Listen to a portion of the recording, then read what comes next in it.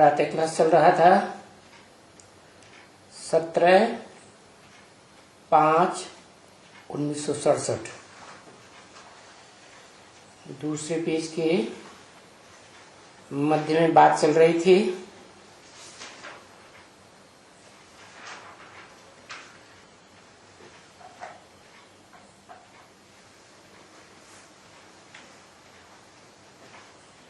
भक्त लोगों से पूछना है, तुम भगवान को सर्वव्यापी क्यों कह देते हो?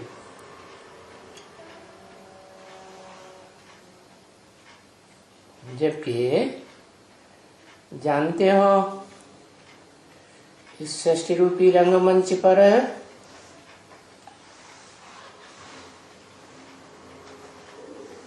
आबादी लगातार बढ़ती जाती है। सतयुग के आदि से लेकर के कलयुग अंत तक प्राणी मात्र की संख्या में बढ़ोतरी होती है। तो ये पार्ट बजाने वाली आत्माएं इस 5 तत्वों की दुनिया में आकर के पंच तत्व का शरीर धारण करती हैं, तो कहीं बाहर से आती है ना। जहां से आती है उसे तुम कहते हो सुप्रीम एबोर्ड, अर्श, परमधाम, ब्रह्मलोक। तो उस ब्रह्मलोक से जहां से आती हैं उस लोक का कोई मुखिया होगा ना।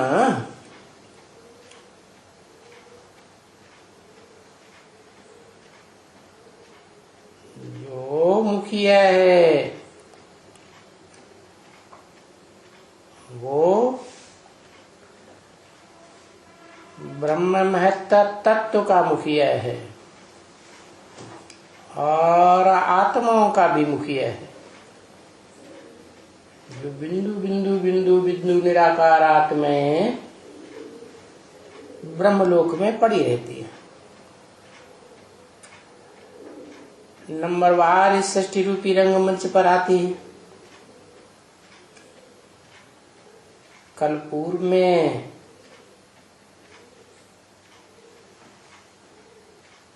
जब ब्रॉड ड्रामा की शूटिंग होती है तो जिसने जैसा ज्ञान उठाया, जिसने जैसा पुरुषार्थ किया,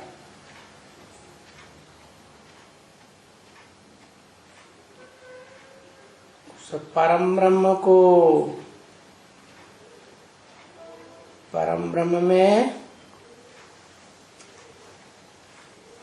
रहने वाली आत्माओं ने नंबरवार पुरुषार्थ किया ना। तो जिस क्रम से पुरुषार्थ किया उसी क्रम से उनको भेज देते हैं। तो भेजने वाला कोई एक हुआ ना। जो एक हुआ वो भी सृष्टि रूपी रंगमंच पर बीज ही कहा जाएगा। मनुष्य सृष्टि में मनुष्य ही मुख्य है प्राणी। तो मनुष्य सृष्टि का जो बीज है उसको आदि पुरुष आदम एडम कहा जाता है। वो सारी मनुष्य सृष्टि का पिता है। परंतु जब पिता बनता है तब तो पत्थर बुद्धि हो जाता है। आत्मा जैसे पथराई जाती है। तो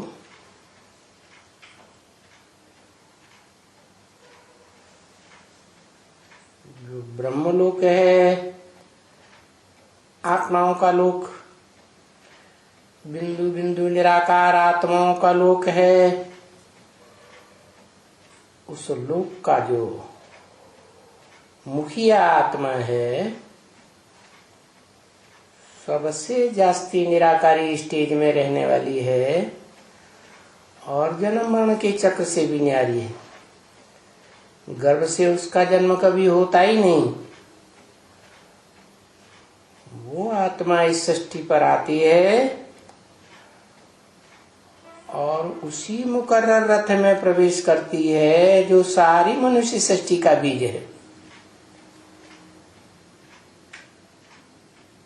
जिसको हिंदू लोग कहते हैं त्वम आदिदेव है, पुरुष है, पुराण है। पुराने ते पुराना पुरुष है। इस सृष्टि रूपी रंगमंच का तो साबित होता है ना कि एक व्यापी है या अनेक व्यापी है, सर्वव्यापी है। जब भेद देते हैं तो ऊपर में रहने वाला है ना, सबको भेज देते हैं। और जब सब आत्माओं को भेज देते हैं तो अगर आत्माओं में कोई मुखिया है उसको भेजेंगे तो उसकी जो संस्था है, संग माने संपूर्ण, स्था माने स्थिर रहने वाले, जो उस मुखिया के स्वरूप में जो भी स्थिर रहने वाले हैं उन आत्माओं को भी तो भेजना पड़ेगा ना। अब इस सृष्टि के मुखियाएं नंबरवार हैं। दुनिया में जितने धर्म हैं, नंबरवार आने वाले धर्म पिताएं हैं, वो अपनी अपनी धार्मिक संस्था के मुखिया है। उनको पहले भेजते हैं, फिर उनके फॉलोअर्स को भी भेजते हैं।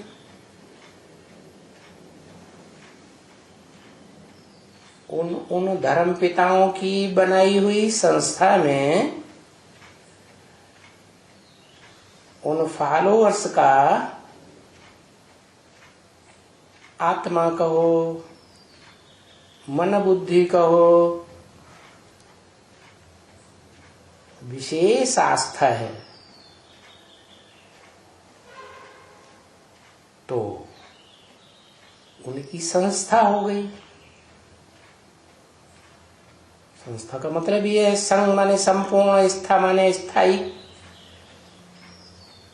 निश्चय बुद्धि रहते हैं। तो भेजेंगे ना संस्था वालों को भी, तो सबसे आएंगे उन संस्थाओं के मुखिया। जैसे सूर्य है, सारी दुनिया का मुखिया है, ग्रह नक्षत्रों का भी मुखिया है,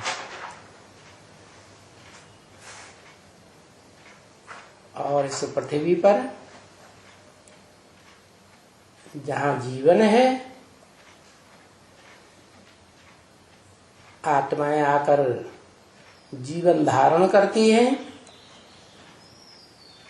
5 तत्वों का शरीर लेती हैं, जीव आत्मा कही जाती हैं। तो सबका पोषण करता है। सूर्य का प्रकाश सबका पोषण करता है ना, परंतु वो सूर्य तो जड़ है।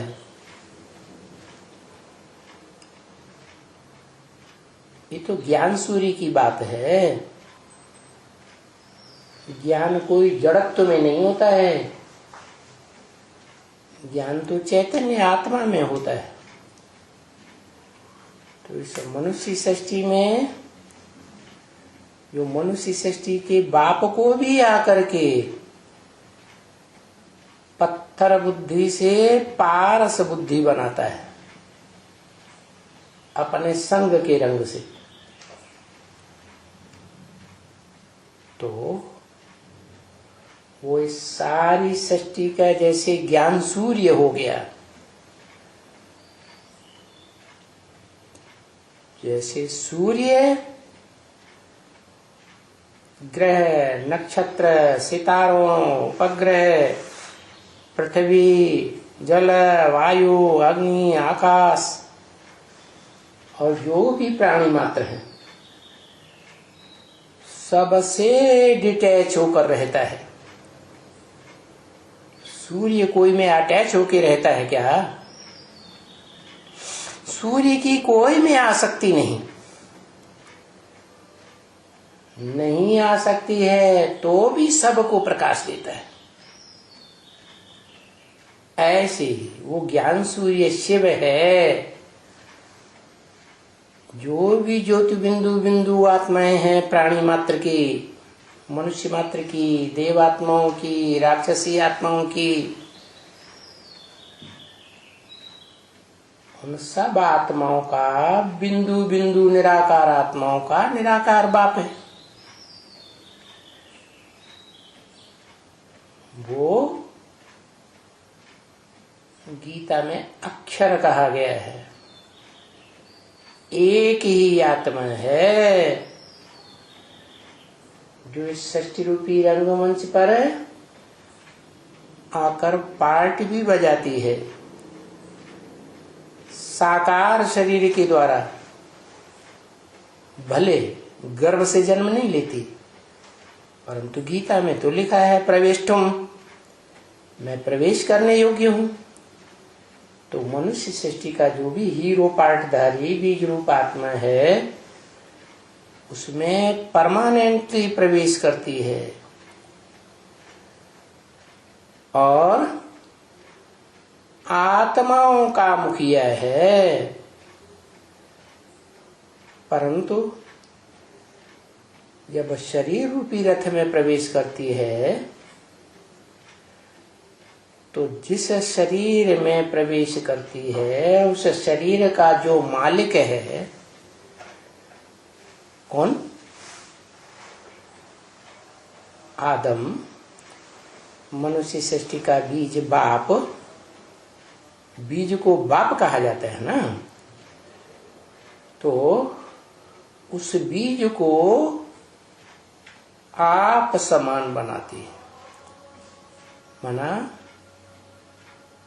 पत्थर बुद्धि से संग के रंग के द्वारा कहा जाता है कि आप समान निराकारी निर्विकारी निरहंकारी ज्योति बिंदु आत्मा बना देती है। परंतु क्या वो निराकार ज्योति बिंदु सुप्रीम सोल बनाने वाला है? बनाता है? अगर बनाता है कहें तो और जो ज्योति बिंदु आत्माएं हैं, बिंदु बिंदु आत्मा आत्मा भाई भाई, वो तो कहेंगे कि ये तो पार्शियलिटी हो गई। तो वो किसी को बनाता नहीं है, वो सिर्फ आकर के इस सृष्टि पर अजन्मा होने के कारण, सारी सृष्टि का ज्ञान होने के कारण अपना जिसमें प्रवेश करता है उसका और सारी सृष्टि के प्राणी मात्र का ज्ञान दे देता है, जानकारी देता है। बाकी वो बनाता करता किसी को नहीं है, इसलिए आकर्ता गाया हुआ है, अभोक्ता गाया हुआ है। क्योंकि जो भोगेगा, सुख भोगेगा दुख भोगेगा, तो उसका उजूरा भी प्राप्त करेगा, सुख भोगेगा, सुख लेगा कोई के द्वारा, तो उसे सुख देना पड़ेगा, दुख देगा तो दुख लेना पड़ेगा। लेकिन वो तो अनासक्त है, सदैव इस सृष्टि पर आते हुए पार्ट बजाते हुए भी अनासक्त, इसलिए वो अभोक्ता है। और उसे अक्षर कहा है गीता में। एक ही मात्र आत्मा है जो कभी क्षरित नहीं होती शक्ति से। कौन सी शक्ति? आत्म भाव की शक्ति। उसकी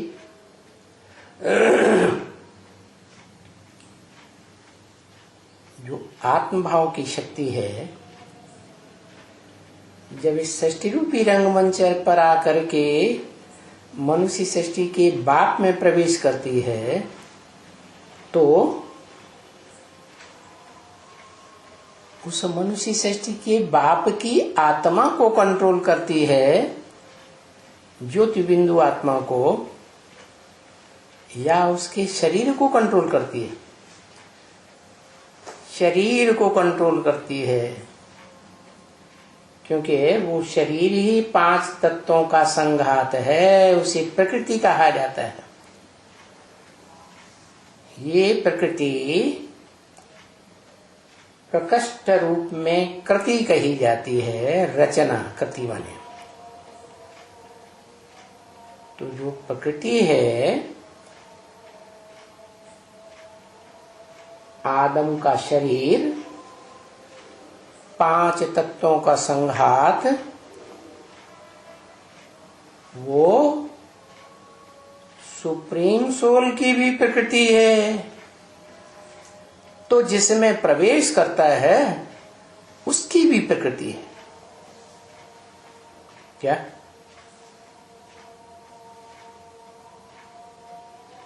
प्रकृति का संघात स्वरूप शरीर एक ही है, आधार एक ही है, परंतु आत्माएं 2 हैं। एक अक्षर, कभी भी क्षरित न होने वाली शक्ति, क्षीण ही नहीं होती आत्मा की, और जिसमें प्रवेश करती है वो है क्षर। वो अकेली आत्मा कोई क्षर थोड़े ही है इस सृष्टि रूपी रंगमंच पर।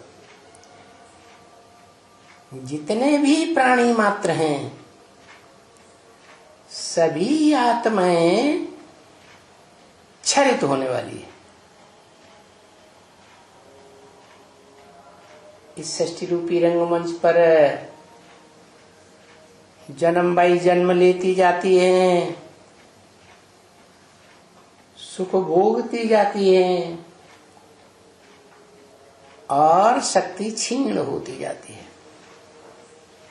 इसलिए इस सृष्टि रूपी रंगमंच पर जन्म मरण के चक्र में आने वाली सभी आत्माएं, प्राणी मात्र की आत्माएं, बिंदु बिंदु ज्योति बिंदु, वो सब क्षरित हैं, पतित बन जाती है। उनकी शक्ति का पात होता है, आत्मभाव छीन होता जाता है। जैसे जैसे नए नए शरीर धारण करती जाती हैं, वो शरीर भी श्रेष्ठ मिलता है, या शरीर के 5 तत्व जिनसे बनता है शरीर, वो भी भ्रष्ट होते जाते हैं। तो उसमें एक अंतर है। जिन आत्माओं ने कल्पांत काल में पहले भी, जब इस सृष्टि रूपी रंगमंच का पर्दे के पीछे रहकर पार्ट बजाने वाला शिव सुप्रीम सोल आता है, ज्योति बिंदु निराकार, और वो आकर के जो ज्ञान सुनाता है, जानकारी देता है अपनी मनुष्य सृष्टि के बाप की और प्राणी मात्र की, मुख्य मुख्य पार्टधारियों की भी, जिन्हें गीता में कहा गया विभूति, या वि माने विशेष, भूति माने विशेष रूप से प्रत्यक्षता रूपी जन्म लेने वाली। तो उन सब का परिचय देता है, ये ज्ञान देता है। इसलिए गीता में कहा है नहीं ज्ञान सदृशम पवित्रम इह विद्यते। इस संसार में ज्ञान के समान, कौन सा ज्ञान? एक ही ईश्वर के द्वारा दिया हुआ ज्ञान और एक मुकर्रर रथ के द्वारा दिया हुआ ज्ञान। ऐसे तो ज्ञान सुनाने वाले बहुत हो जाते हैं, धर्म पिताएं हो जाते हैं, धर्मात्मा हो जाते हैं, साधु संत हो जाते हैं, लेकिन जो सत्य ज्ञान है वो एक ही सत्य है। God is truth, truth is one. उस एक से ही ज्ञान आता है और बाकी सभी जो कुछ देते हैं उसमें उनका देभान, देह अहंकार मिक्स होता रहता है। तो देह अहंकार जो मिक्स होता है वो भी सबके अंदर एक जैसा मिक्स होता होगा या नंबरवार मिक्स होता होगा? है? एक जैसा नहीं हो सकता। जब अकूट ज्ञान का भंडार शिव ज्योति बिंदु इस सृष्टि पर आता है तो जिसमें प्रवेश करता है वो जितना उसे स्मृति से याद करेगा उसके साथ तो है ही है। क्या स्मृति के आधार पर सदा सन्मुख हुआ ना, बाकी आत्माएं तो नंबरवार हो जाती है। इसलिए जो आत्मा स्मृति के आधार पर सबसे जास्ती संग का रंग लेती है तो ज्ञान भी उसमें सबसे जास्ती आ जाता है। जैसा संग वैसा रंग। तो कोई आत्माएं जल्दी आ जाती हैं, क्या कोई देर में आती है, और कोई देर में भी आती हैं तो भी लास्ट में आने पर बड़ी फास्ट चली जाती, क्योंकि उनके जो पूर्व जन्मों का हिसाब किताब है ना वो पवित्र रहा है। माना उन्होंने सुप्रीम सोल जैसी पवित्रता धारण की है। क्या? एक में आस्था। जैसे सुप्रीम सोल आता है ना तो उसकी आस्था मुकर्रर रूप से एक में है या अनेक में है? एक में है। ऐसे ही कोई कोई आत्माएं ऐसी भी हैं जो सृष्टि रूपी रंगमंच पर पार्ट तो बजाती हैं, जन्म जन्मांतर अलग अलग चोले धारण करके पार्ट बजाती हैं, लेकिन कोई आत्माएं अनेकों का संग लेती हैं जन्म जन्मांतर, और कोई आत्मा ऐसी भी है जो जन्म जन्मांतर एक का ही संग लेती है। क्या? चाहे स्त्री चोले में जन्म ले, तो स्त्री चोले में तो सबसे नजदीक संबंध होता है साजन सजनी का, उसी रूप में जन्म लेती है। अगर पुरुष जन्म भी होता है तो सन्यासी बनेगी, किसी और के साथ संग दोष में नहीं आती, इसलिए पवित्रता के संस्कार उसमें रहते। सन्यासी बनकर के भी जो इस सृष्टि का हीरो पार्टधारी विश्व पिता कहा जाता है, सन्यासी बनकर के भी उसके संग के रंग में जास्ती रहती है, क्योंकि जो जितना स्मृति से एकाग्र होता है ईश्वर की याद में, उतना ज्यादा उसमें योग की शक्ति आती है। योग की पावर आने के कारण उसमें वो शक्ति आ जाती है जिसे दुनिया में कहा जाता है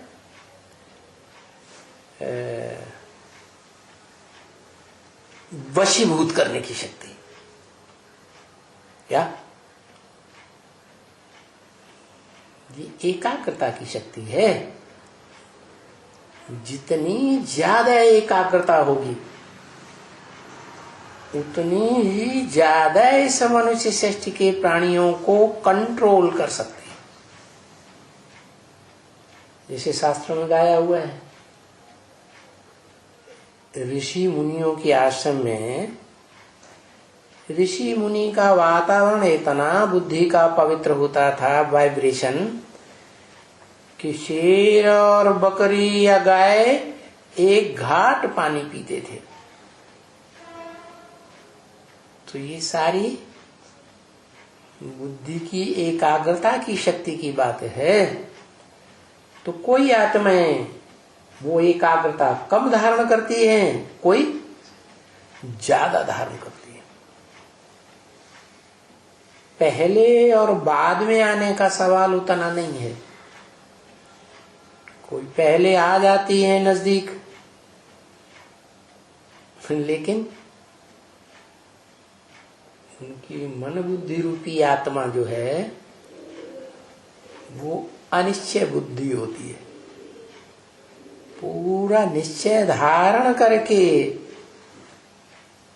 स्थिर नहीं हो पाती। जो उसकी बनाई हुई संगठन है, संस्था है, उसमें आदि से लेकर के अंत तक स्थिर होकर रह सके। इसलिए गीता में कहा है बहुशाखानंताश्च बुद्धि अव्यवसायनम। माना जिनकी बुद्धि निश्चय शून्य होती है,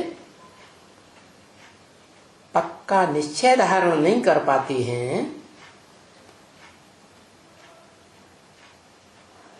प्रूफ और प्रमाण के आधार पर बुद्धि ही ऐसी बनी हुई है,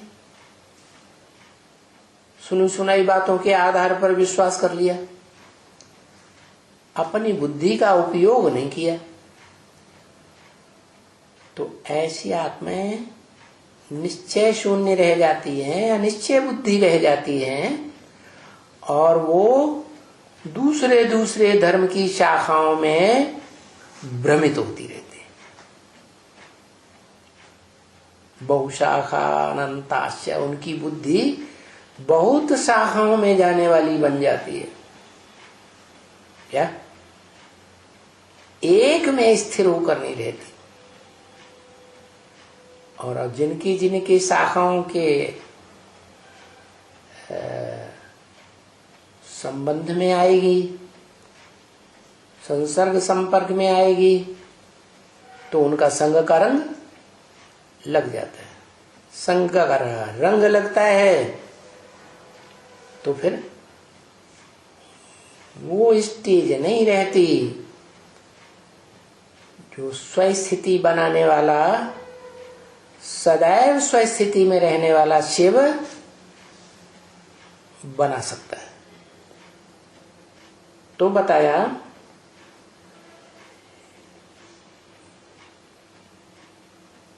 कि वो शिव इस षष्ठी रूपी रंगमंच पर आता है तो आत्माएं नंबरवार ज्ञान उठाती हैं,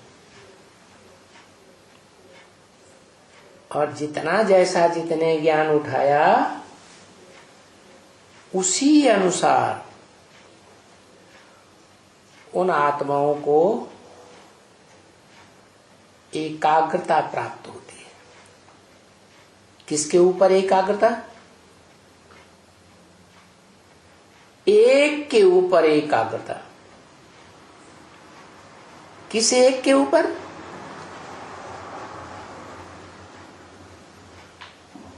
जो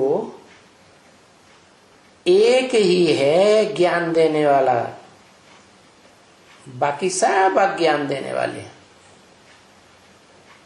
गीता ज्ञान सिर्फ एक भगवान ही सुनाता है, इसलिए दुनिया में एक ही ग्रंथ ऐसा है जो भगवान के द्वारा गाया हुआ बताया गया, श्रीमद् भगवत गीता, भगवान का गाया हुआ ज्ञान का गीत। और कोई दुनिया में धर्मशास्त्र नहीं है जो भगवान ने स्वयं गाया हो। लिखा नहीं है, बरवली मुख से सुनाया है। जैसे सभी धर्म पिताएं आते हैं तो बरवली सुनाते हैं, बाद में उनके फॉलोअर्स जो याद रखते हैं उसका शास्त्र बनाए देते हैं। तो ऐसे ही उसने जो ज्ञान सुनाया, उस ज्ञान को धारण करने वाली आत्माएं नंबरवार परसेंटेज में बनती हैं कि एक जैसी बनती हैं, नंबरवार बनती है। इसलिए नंबरवार शक्ति धारण करती है, क्योंकि एक को पहचानने की बात है। क्या अब कोई कहे कि उस एक को तो एक ही पहचान पाता है, जिस एक में मुकर्रर रूप से प्रवेश करता है, supreme soul, supreme God father. ठीक है, एक में प्रवेश करता है तो वो एक 100% तैयार होता है, बाप समान। बाकी नंबरवार बनेंगे या नहीं बनेंगे, तो जिस नंबर पर शक्ति धारण करने वाले बनते हैं, जिस नंबर के ज्ञानी बनते हैं, ज्ञानी माने जानकारी वाले, जानकार। किसके जानकार? एक बाप के जानकार। तो एक निराकार बाप को जानने वाला तो मनुष्य सृष्टि का बीज हो गया। वो 100% उस एक को जानता है। बाकी जो है वो नंबरवार हो जाते हैं, क्योंकि उनमें मुकर्रर रूप से प्रवेश तो किसी में होता ही नहीं है ना। तो बताया कि ये ज्ञान की शक्ति है, पहचान की शक्ति है, और ज्ञान के आधार पर योग बल धारण करने की शक्ति है। जो भी प्राणी मात्र जितना जितना शक्ति धारण करते हैं, उतना उतना वो आत्माएं इस षष्ठी रूपी रंगमंच पर मन से, तन से, शरीर की इंद्रियों से ज्यादा सुखी होकर रहते हैं। क्या ज्यादा ज्ञान होगा तो क्षरण धीरे धीरे होगा, शक्ति का पतन धीरे धीरे होगा। और ज्ञान कम होगा आत्मा के अंदर, ज्ञान के आधार पर योग शक्ति की प्राप्ति कम की है, तो शक्ति कम होने के कारण वो आत्माएं जल्दी जल्दी क्षीण होती रहती है।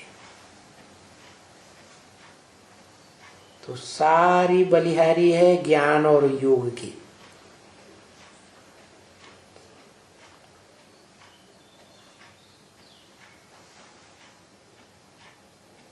उनमें 100% ज्ञान और योग की शक्ति को धारण करने वाली आत्मा, मनुष्य सृष्टि का बीज बाप, जो उस रंगमंच पर हीरो पार्टधारी के रूप में पार्ट बजाता है, वो सृष्टि के आदिकाल से लेकर के अंत काल तक भी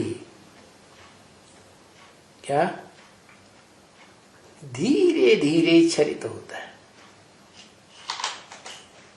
और प्राणियों के मुकाबले और मनुष्यों के मुकाबले उसका क्षरण धीरे होता है, इसलिए वो सबसे जास्ती शक्तिशाली रहता है।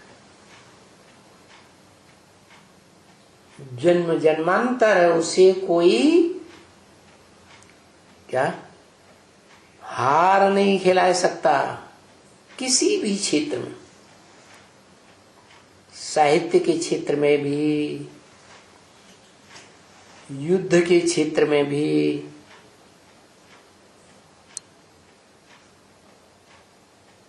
कर्म के क्षेत्र में भी। लेकिन कोई पहचान भी नहीं पाता। वंडरफुल बात यह है, षष्ठी रूपी रंगमंच पर ब्रॉड ड्रामा में वो आत्मा आदि से लेकर के अंत तक गुप्त पार्टधारी होकर रहती है। हिस्ट्री में, मानवीय हिस्ट्री में मानव जान भी लेता है कि इस षष्ठी रूपी रंगमंच पर कौन ऐसी आत्मा है और कहां किस देश में है जो कभी किसी से हार नहीं खाती। और शास्त्रों में तो लिखा ही हुआ है, एक नारायण है जो नर से डायरेक्ट उसी जन्म में नारायण बनता है, वो कभी किसी से हार नहीं खाता। शूटिंग पीरियड में भी हार नहीं खाता, तो ब्रॉड ड्रामा में भी हार नहीं खाता।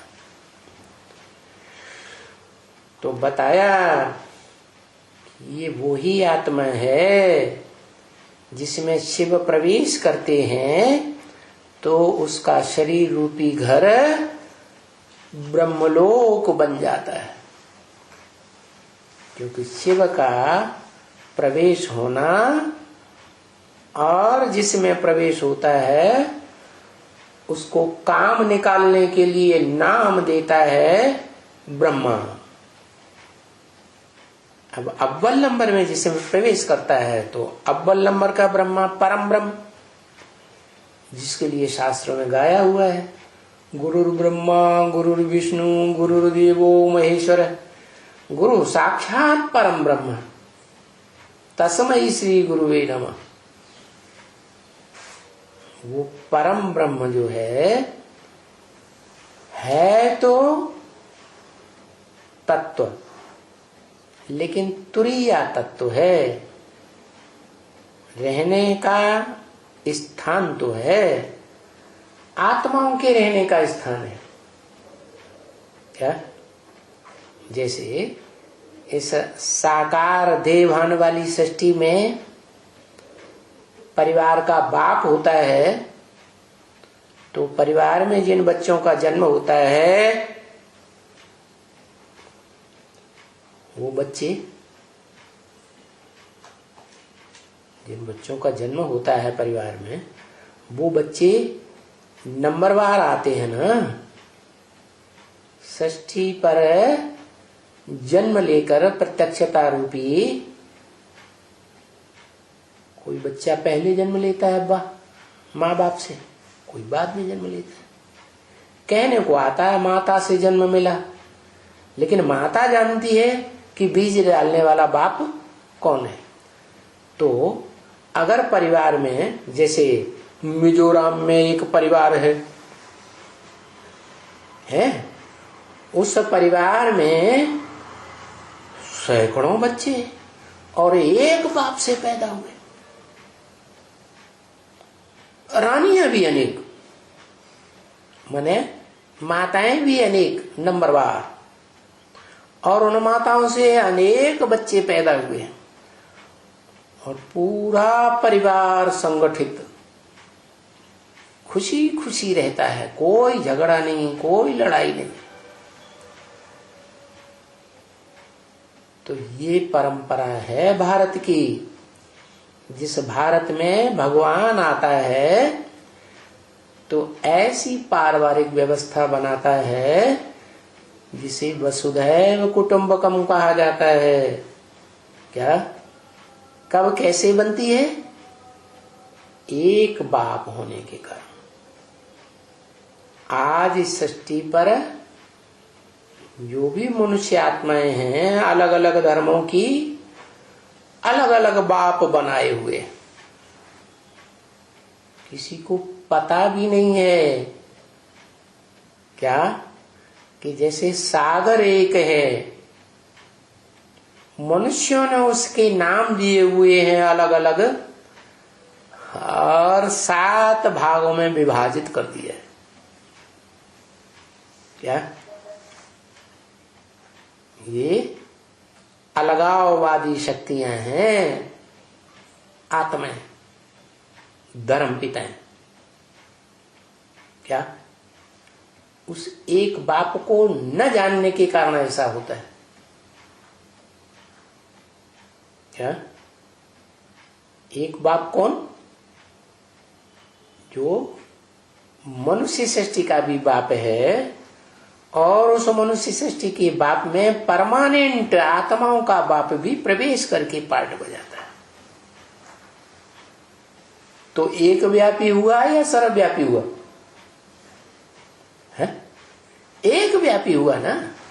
एक को मानेंगे तो सदा सुखी रहेंगे। आज भी भारत में खास उस सनातन धर्म की पारिवारिक व्यवस्था मिजोरम में मौजूद है। इससे साबित होता है कि एक बाप को पहचानो,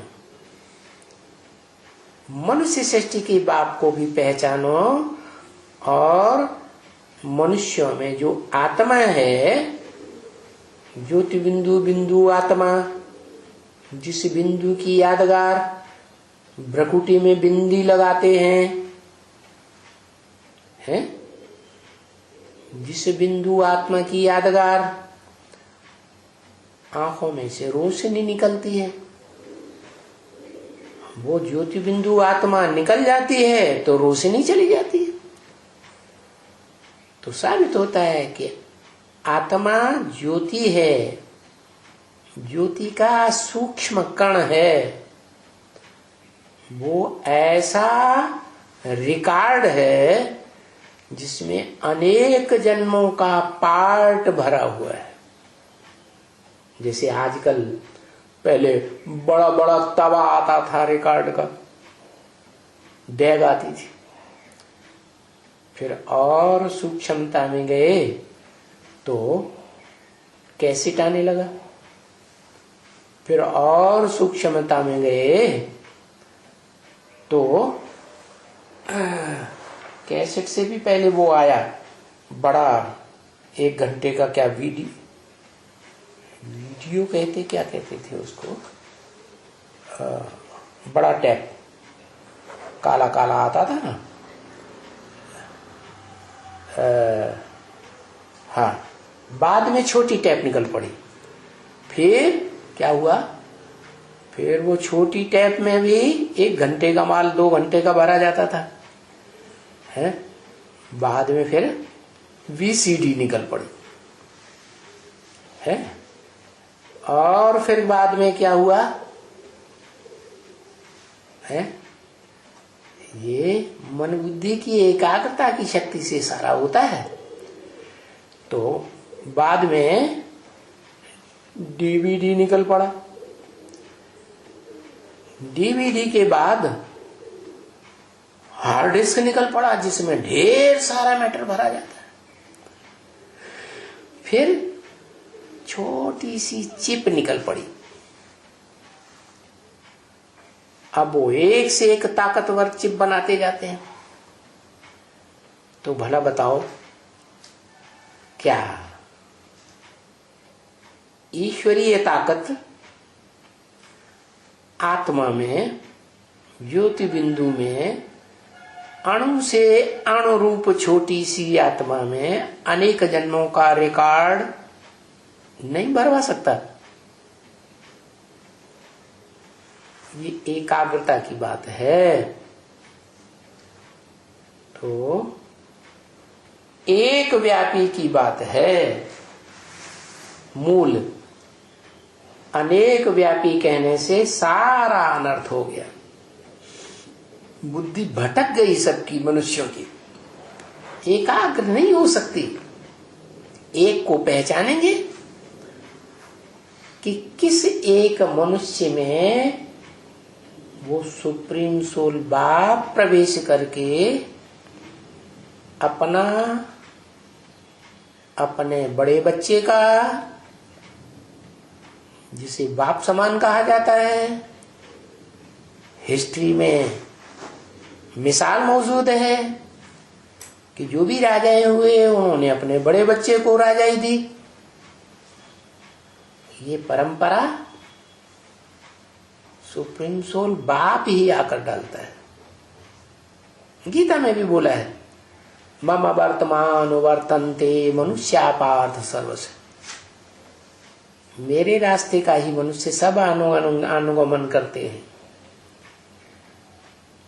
तो क्लियर हो जाता है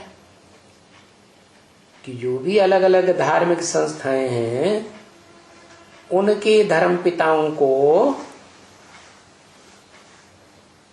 क्या आत्मलोक से भेजने वाला कोई एक बाप है ना।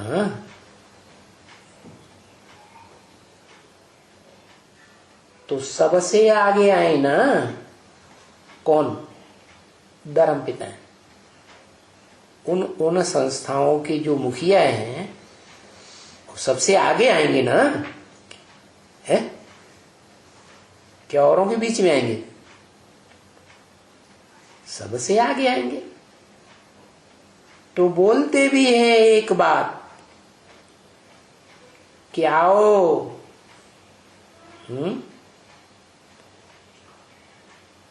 बाप भेज देते हैं 60 रूपी रंगमंच पर आत्मा रूपी पार्टधारियों को। गीता में आया है ना, धर्म संस्थापनार्थाय विनाशाय च दुष्कृतम्। क्या? धर्म माने धारणाएं, जो अच्छी अच्छी धारणाएं हैं सुखदायी, उन सुखदायी धारणाओं को स्थापन करने के लिए इस मनुष्य सृष्टि में सुख का सागर जो कहा जाता है, जो सुख का सागर एक ही है, सात सात सागर के रूप में नहीं है। वो सुख का सागर मनुष्य सृष्टि का एक ही बाप आदम है। उसमें सुप्रीम सोल शिव प्रवेश करते हैं और उसे आप समान बनाते हैं। और वो आत्मा मनुष्य सृष्टि का बीज बाप समान शक्ति को धारण करता है। क्या? अखूट तीनों कालों का ज्ञान धारण कर लेता है और उस ज्ञान के आधार पर अखूट योगी बनता है। क्या? जिसकी योग की पावर को कोई कम नहीं कर सकता। धर्म की धारणाओं की स्थापना के लिए आता है ना, तो कौन से धर्म की स्थापना है? जिसके लिए बोलते हैं गीता में, स्वधर्मे निधनम से परधर्मो भयावह। स्व माने आत्मा, आत्मा के धर्म का धारणा का स्थापना करने के लिए। आत्मा का धर्म क्या है? आत्मा है ही ज्योति बिंदु स्वरूप, ज्योति का कण, अणु से भी अणु, अणोअणीयांसम अनुस्मरेत्य। और मन बुद्धि सहित है। क्या? आत्मा में पावर भरी हुई है। जैसे शिव इस सृष्टि पर आते हैं तो तीन मूर्तियों के बीच में आते हैं। तो ऐसे ही इस सृष्टि में हर आत्मा तीन मूर्तियों का कार्य करती है। सद्गुणों की स्थापना, दुष्ट गुणों का विनाश, और जो सद्गुण स्थापन हुए हैं, जब दुष्ट अवगुणों का विनाश हो जाता है तो सद्गुणों की पालना करने वाली शक्ति। तो कहा जाता है कि धर्म स्थापन के लिए आता हूं। जो अधर्म है, क्या? जो स्वधर्म नहीं है, आत्मिक धर्म के अलावा जो भी है वो सब पर धर्म है। पर माने प्रकृति। क्या? शिव आता है ना, है? शिव तो परम पुरुष है। तो उस परम पुरुष की स्व क्या है, अपना क्या है, और उसके लिए पराया क्या है? पर क्या है? स्व है आत्मभाव। तो इस सृष्टि पर आता है तो आत्मभाव की शक्ति से संसार में प्रत्यक्षता रूपी जन्म लेता है। लेकिन इसके लिए उसे प्रकृति, जो नीचे किस्म की कृति है, जिसे कहते हैं रज और तमो प्रधान। प्रकृति के तीन रूप, सत्व, रज और तम। तो शिव सुप्रीम सोल तो सिर्फ सत्य है। क्या है? सत्य। असत का नाम निशान नहीं। और वो जब इस सृष्टि पर आता है तो सत्य भाव की शक्ति से इस सृष्टि पर जो प्रकृति, पर माने पराई, कृति माने रचना, क्या? पराई रचना है। क्या है पराई रचना? है जिसके तन रूपी रथ में प्रवेश करता है, उस आत्मा ने वो 5 तत्वों का तामसी पत्थर बुद्धि रथ बनाया। क्या? कब बनाया है? तब बनाया जब इस सृष्टि में सभी मनुष्य मात्र की बुद्धि में ये भर जाता है अच्छी तरह कि परमात्मा सर्वव्यापी है। हमारी आत्मा भी शिव है, शिवो अहम, आत्मा सो परमात्मा। हम भी ब्रह्मास्मि, हम भी ब्रह्म हैं, ब्रह्मा हैं। हर मनुष्य आत्मा की बुद्धि में ऐसे भर जाता है। ऐसे तो जब ऋषियों मुनियों ने द्वापर के आदि में,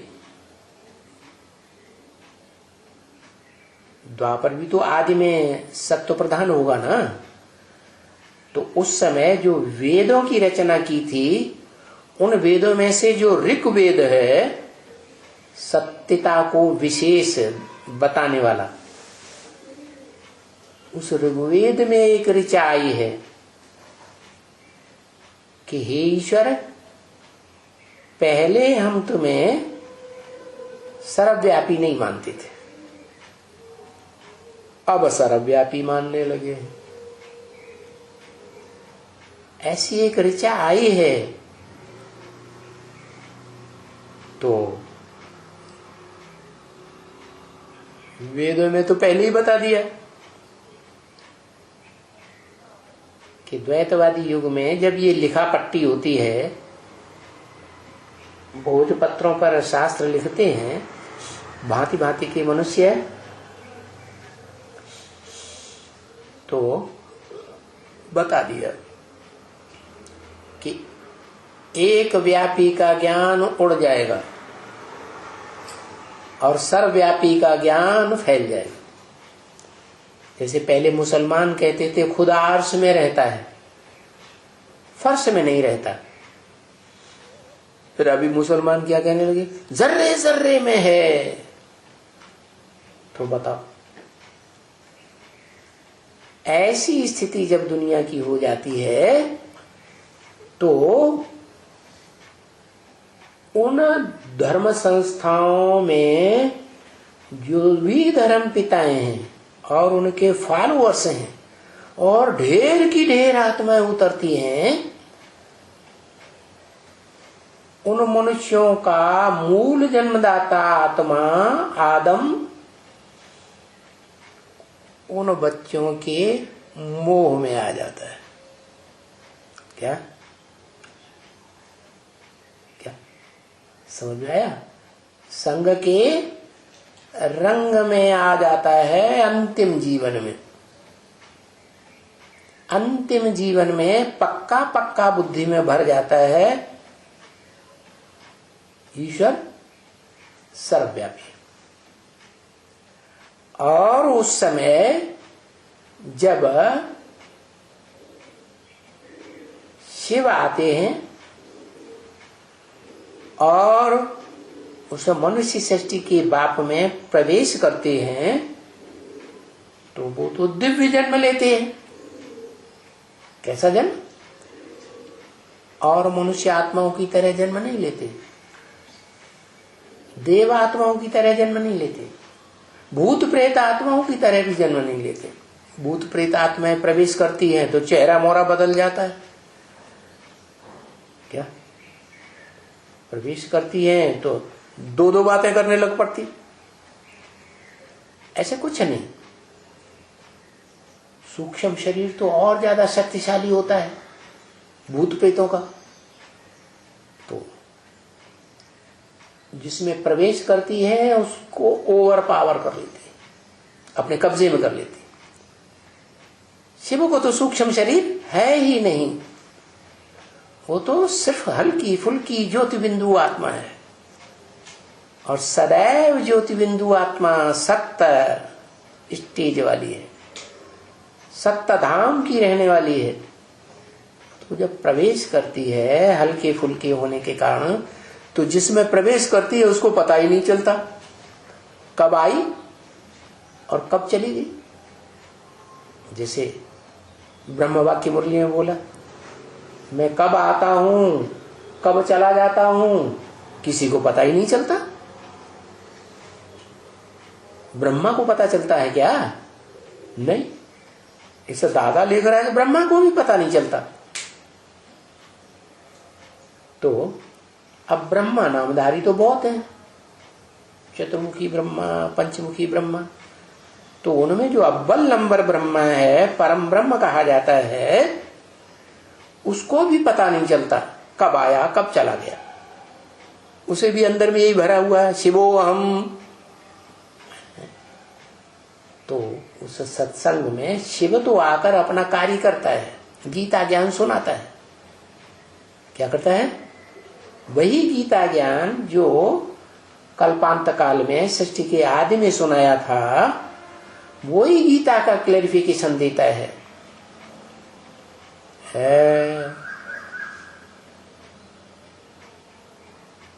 सुप्रीम टीचर के रूप में गीता का क्लैरिफिकेशन देता है। गीता का बीज रूप ज्ञान मनुष्य सृष्टि में डालता है। जिस संगठन में डालता है उसका नाम पड़ता है क्या? ओम मंडली। क्योंकि बोलता है मैं 3 मूर्तियों के साथ आता हूं, ब्रह्मा विष्णु शंकर। ब्रह्मा का आ, विष्णु का ऊ, महेश का म। तो आ ओम एक अक्षर हो गया। तो एक अक्षर जो बना संगठन का, उस अक्षर के आधार पर ओम मंडली नाम पड़ा। ये हिस्ट्री की बातें हैं। क्या कोई ना माने तो अभी भी सिंध हैदराबाद में जाकर के वो हिस्ट्री निकाली जा सकती है, कोर्ट कचहरियों से सारी हिस्ट्री निकलती है। तो बताया कि धर्म स्थापना के लिए आते हैं, और जो अधर्मी हैं स्वधर्म की स्थापना वाले नहीं हैं, स्व की स्थिति में स्थित नहीं हो पाते हैं। परधर्म, पर माने प्रकृति, देह का धर्म अपनाते हैं। देह का धर्म माने 5 भूतों का बनाया हुआ जो शरीर है, पंच भौतिक शरीर। ये भौतिकवादी को, आत्मा को, जो पंचभूतों को विशेष महत्व देते हैं, ऐसे भौतिकवादी जो हैं वो धर्म की स्थापना न करके अधर्म की स्थापना कर देते हैं, जो धर्म है ही नहीं वास्तव में, या है तो दुखदाई है। श्रेष्ठ धारणा नहीं है। श्रेष्ठ धारणा सुखदाई होती है। जैसे हेवनली गॉड फादर आते हैं तो सधर्म के द्वारा स्वर्ग की स्थापना करते हैं। स्वधर्म माने आत्मा के धर्म से ही स्वर्ग बनता है। तो जब ही धर्म स्थापन होगा तो उनकी संस्था सब आने लग पड़ेगी।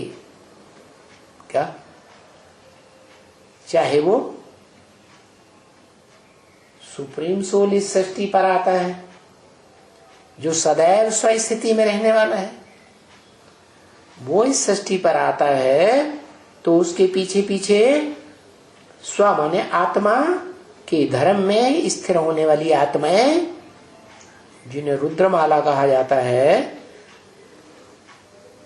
महारुद्र के बच्चे, रुद्र ज्ञानी यज्ञ कुंड में स्वाहा होने वाले, देह का भान स्वाहा करने वाले, आत्मिक स्थिति को प्रधानता देने वाले उन रुद्रमाला के रुद्र गुणों की उत्पत्ति होती है पहले पहले। उसके बाद जो विजय माला कही जाती है, ऐसी आत्माएं जो जन्म तो लेती हैं चंद्रमा से, चंद्र ज्ञान चंद्रमा ब्रह्मा, किससे? ज्ञान सूर्य से नहीं, सूर्यवंशी राम से जन्म नहीं, किससे जन्म लेती है? जो चंद्रमा कहा जाता है।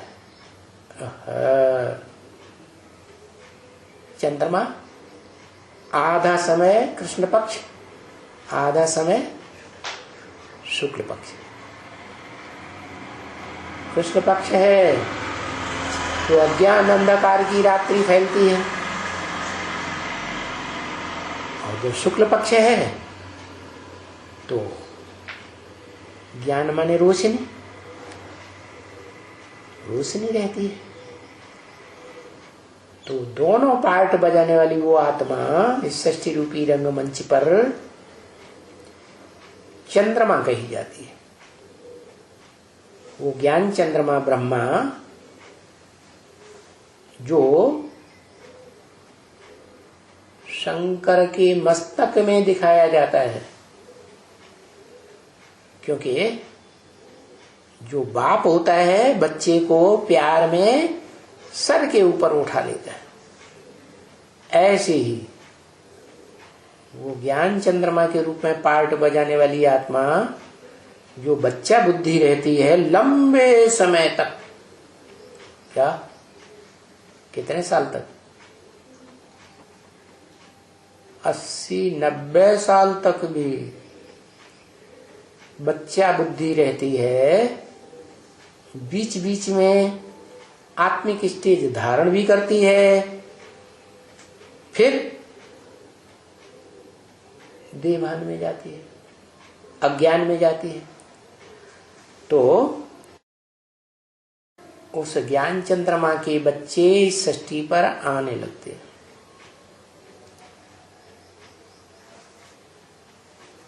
नीची कुरियों की ब्राह्मण भी पैदा होते हैं और श्रेष्ठ कुरी के ब्राह्मण भी पैदा होते हैं।